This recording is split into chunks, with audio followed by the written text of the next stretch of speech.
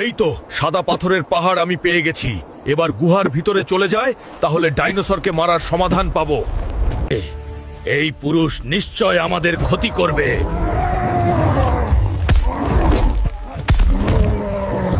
মহারাজ, আপনার সর্বনাশ হয়ে গেছে।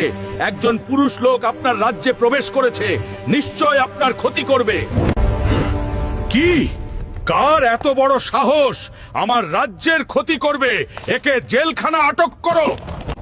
দয়া করে তোমরা আমাকে ছেড়ে দাও, আমি তোমাদের কিচ্ছু করব না। আমার একটা সাহায্য লাগবে। কি? তোকে আমি ছেড়ে দিব।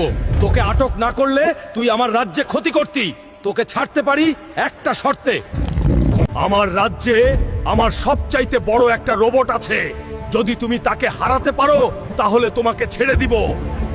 আরে তুই আমার সাথে ফাইট করবি? বন্ধুরা, লাইক, সাবস্ক্রাইব আর ফলো করে দাও, আমি জিতবই।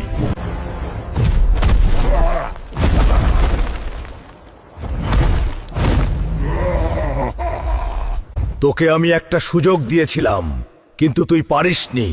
আগামীকাল তোর প্রথম শাস্তি প্রস্তুত থাক। আমাকে ছেড়ে দাও তোমরা।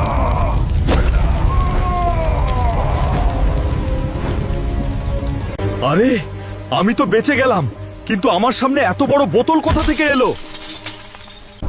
তোমাকে অনেক ধন্যবাদ। আমি আজকে 31 বছর পর মুক্তি পেলাম।